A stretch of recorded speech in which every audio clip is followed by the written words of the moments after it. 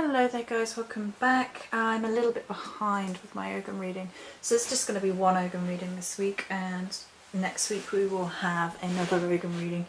Last week time got away from me a bit with it being Samhain and the fallout and lots of things going on. So this week's Ogham reading is for Miss Jen. Miss PpiJen, I believe is, I know that's how you are on Facebook. I think it's Jennifer Hodgson on YouTube. I'm used to calling you PpiJen. So that's the name that got pulled out of the hat randomly this week. Again, there is one reading per week as my way of giving something back, as well as helping me to engage with the Ogham in a divinational sense. They bring something else to my life in all the other energies in which I've interacted to them. And it is something that I enjoy doing just to give back, to say thank you. So this is the reading for Miss PpiJen, and as always going forward I'm going to stick with the seven card layout. It's 3 staves and 4 cards, which of course gives the possibility, which we've not had yet, of repeats, and I kind of like that because it kind of drives home particular messages. But it means that 3 staves, 4 cards, the number 7 is very, very important to me right now. Shamanistic number of learning and teaching in one, and cycles and things of that nature. So I'm going to stick with it. I've always worked with the number 7 in personal tarot, and for me it works through to sort of past into present into future, and so that's how we're going to work. So first and foremost, in the very past position, as in the key moment of the past that may have led up to the present, is strafe or blackthorn. So a lot of people dread seeing strafe or blackthorn because it basically is a very difficult Ogham. It means that you've had something happen in your past that was a moment of real struggle and having to overcome that struggle. I tend to see strafe a little bit more positively than a lot of people do, because for me it's a Morrigan Ogham. But obviously the Morrigan does in a lot of cases represent those who have overcome those problems. So it can mean conflict, the need to establish healthy boundaries for yourself, division, difficulty, the passing of something, and the sort of trial and tribulation and overcoming that trial and tribulation. And it can often be a really difficult moment. You may feel that the situation in the past is something over which you had no control, so quite frequently it can be a very worst case scenario for you that you had no idea was coming, or you knew it was coming but there was nothing you could do about it, and it can be a really, really difficult Ogham. However, it is in the past context, so it's that you have already been through that really difficult process already, that difficult point, that difficult moment or experience. It can often mean a drastic change as well. It can often mean that you have to completely throw everything out and start all over again, depending on what the key issue here in the past was. And I get the feeling that whatever it is, you will know exactly what that issue was. Which leads to oak, interestingly enough, door. Now, that to me, in this reading, suggests a coming together of family and friends to overcome the situation in the past, a forming of a tighter knit group, a form of protection that came around you and helped you through this really, really difficult time. And oak is there's a raw strength to it, And when I worked with it in the Ogham Weekly, it was the deep roots of strength, of protection, and that to me often speaks about family and people who act like family, even if they're not blood family, coming together and helping you to really feel that you can persevere. A sense of strength which has come about as a result of the difficult situation, and you really have found the support there. There is also a reaffirming of boundary here in this reading.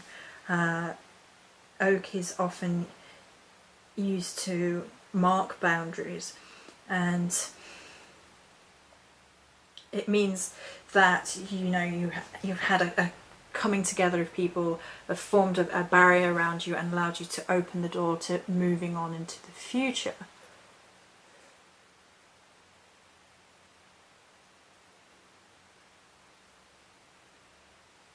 Although we do have apple reversed following quit reversed following that. That may be telling us of your... Let me have a feel. I'm just going to have a feel of it. I've got a feeling it might be an emotional state, and I just want to have a feel to make sure.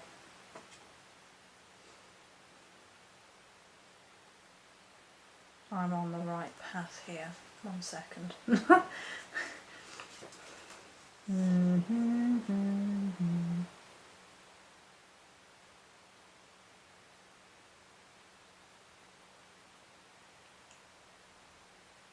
No, it's not cord. It's me misreading. 1, 2, 3, 4. Sorry, it's Hazel. It's Hazel Cole reversed. That's me being brain dead. Apologies. Oh goodness. Right. Okay. So that would speak to mindset then, in my mind. Reversed is often a sort of a disillusionment. A feeling of a loss of your own inner self, your own inner energies, a block to yourself, feeling that you are not motivated, feeling of your creativity feeling stunted, perhaps you're feeling energy blocked as a result of this. So to me that speaks of two things in this position. So this is moving into present. This could speak of two things: that the situation itself, although you got through it, has left you feeling drained and cut off and very blocked in terms of energy. And it could also mean that the coming together of family and things, whilst necessary, is actually kind of draining after the fact. That it did come together and help you get through that difficult time, but afterwards you kind of needed to retreat into yourself a little bit more, and people are putting demands on you a little bit too much because that family came together to support you. And given the next card is Gort or Ivy, which is about introspection of the self, spirals and overcoming again, I think that might be what it is. That people are placing too much of a demand on you too soon after you've just come through all this difficult time, and you're wanting to please people, but again you might need to embrace your own needs first. And Gort is very much about survival, following the spirals of life, a transformation of self. It's often, in my mind, touching the ground and the sky, so it's very much grounding yourself whilst pulling divine energy into yourself.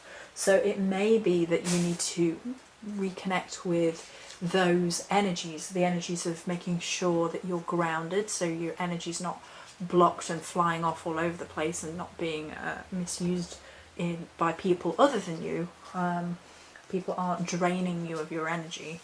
as well as meditating on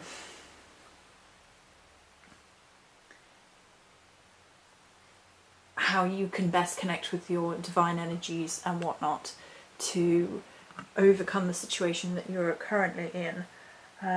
There's a perseverance element to it as well. Just keep going and you're going to be alright. It's the end of that situation is in sight. The fallout of that situation, that terrible time, is in sight, and the healing is going to come about. The healing is going to begin, and you will get there. So moving into the immediate future card, I guess is what I call it, is Beach or Phagos. So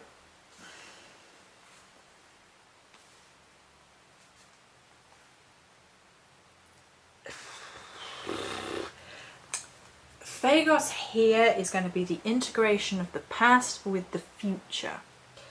Okay, so it's very much about knowledge, Phagos, and therefore sort of processing everything that you have been through, the wisdom that you have received, experiences that you've been through because of this difficult situation, revelations about who is really there for you and revelations of yourself, and putting these all into your sort of written memory to make sure that you remember them and keep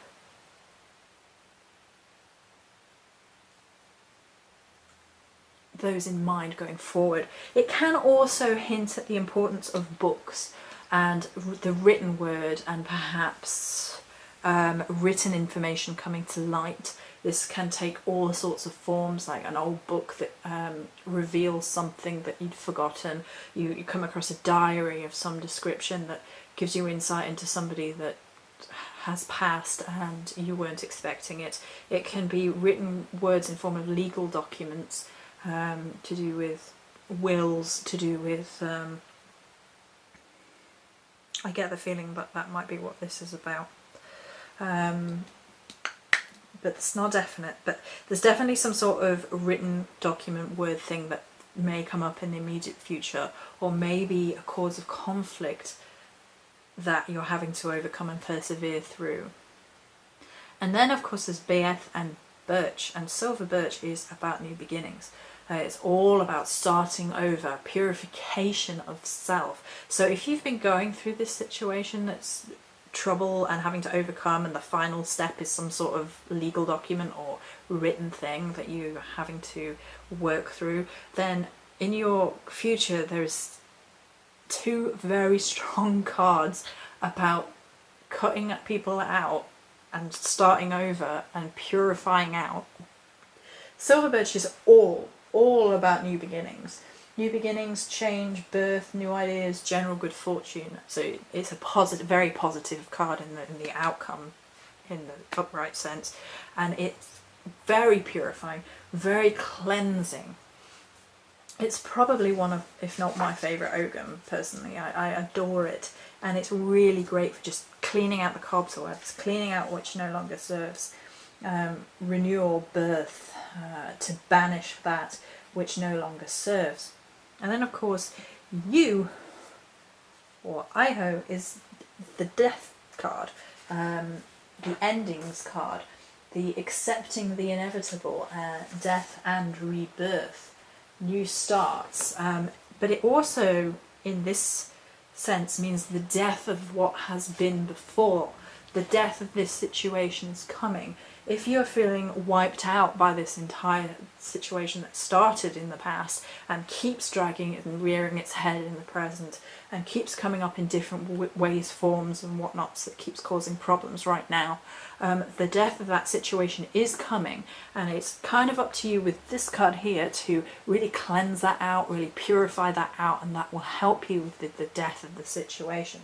It will help you with the rebirth element of this particular situation. So that's it for this week's Ogham. I hope it was helpful, and many blessings.